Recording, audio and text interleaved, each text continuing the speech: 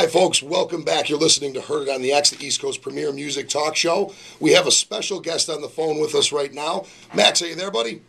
I am Rich and Josh. It's Max Wienburg from the East Street Band on the line. Good to talk to you. Now, Max, Talk to you guys tonight. you're coming into town, going to be playing at UB October 8th with the Max Wienburg Big Band. Is that right?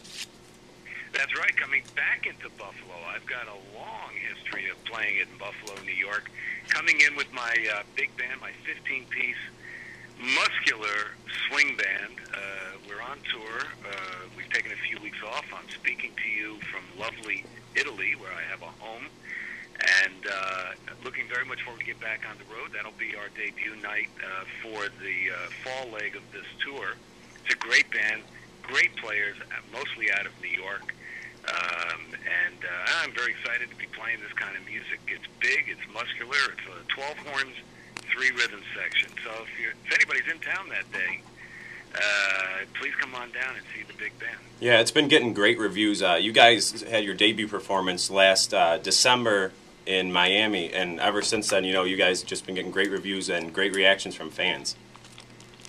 Well, it's been very pleasing. We did debut this band at the Fontainebleau Hotel last Christmas week in '09, and of course the Fontainebleau is a phenomenal place now, but it was of course the stomping grounds for Frank Sinatra and his pals in the '50s, and it was really fun. We had 2 sold-out shows there, and people seem to really love this music, and particularly during these tough economic times. This is the kind of band, this instrumental music. There's no singer.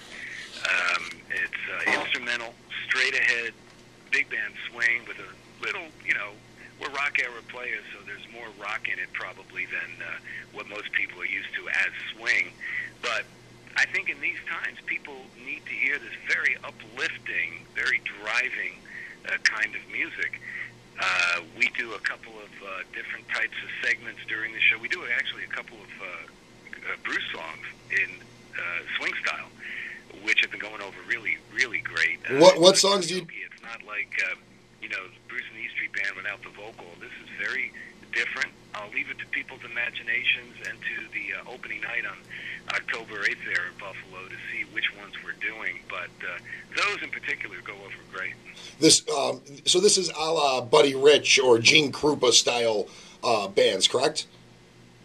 Well, I certainly wouldn't put myself in the class of those icons, but it's certainly inspired by Buddy, Gene Krupa, all the drummers that I grew up with listening to and learning how to play the drums. If you're my age, I'm 59 now, you grew up in the late 50s, early 60s, watching TV, every night there was a variety show on, and they always had great orchestras and bands, and it was fairly common, by the early 60s, to see the great bands, Count Basie, Duke Ellington Orchestra, on television. They always had great drummers, obviously. So this was the music that I grew up with, although didn't go in that direction, clearly. I went, as soon as I heard the Beatles, really, I went in the rock direction. But, it's in that mold, If people are familiar with the bands, particularly the 60s bands of Count Basie, Buddy Rich, Maynard Ferguson, I certainly, again, don't put myself in the class of those incredible musicians and their bands. But we're doing a pretty good job, and I'm fortunate. Once again, my secret is to always surround myself with great talent.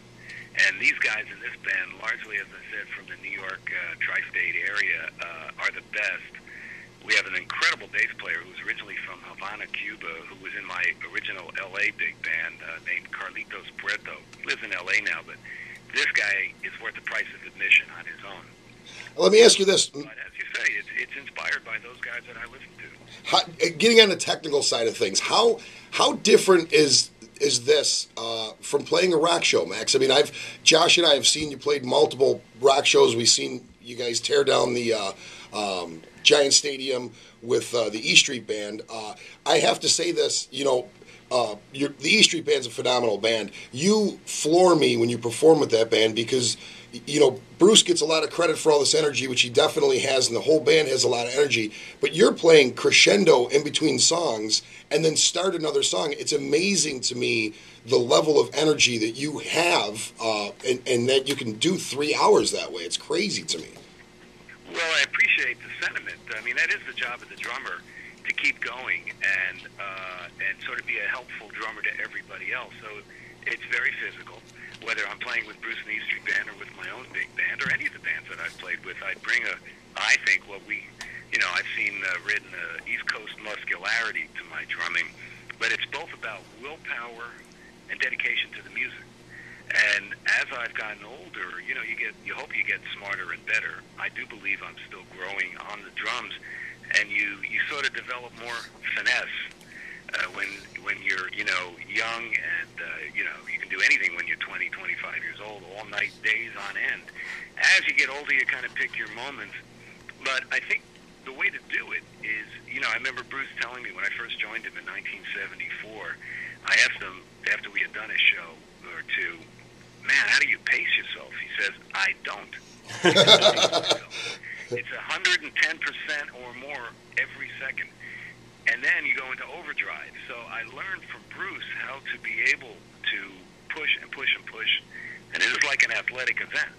And playing the drums is very physical under any circumstances. Certainly playing with Bruce and the E Street Band is the most physical thing I can do. Yeah, and after all the time you guys have been playing together, even little Steven has said that it's sort of like you read Bruce's mind out there. You guys sort of have a really great rapport after all this time. Well, I think that's a very accurate assessment of it. That is traditionally what drummers and lead singers do. They're doing the show, so you got to support them. And I've specialized in, I'm watching Bruce from the back, but anywhere his hips go, he's going to go. And it's kind of like playing basketball. You just keep your eye on your guy, and he leads you into what you're supposed to do. One of the great drummer-singer combinations in history was both late and great Frank Sinatra with his long-time drummer who played with him, Irv Cotler. Irv was with Frank Sinatra for 40-some-odd years and was among the best big band drummers in history. He was one of the things he originally did was in the 50s, he was the house drummer for the Dinah Shore TV show. But he went on the road, and he's the guy that's on New York, New York, and so many of the great Sinatra songs. But there was a guy, Irv Cotler, who really knew how to read the lead singer. And when the lead singer is Frank Sinatra, I think it's probably in the drummer's interest. Yeah, probably makes sense they pay attention to that guy.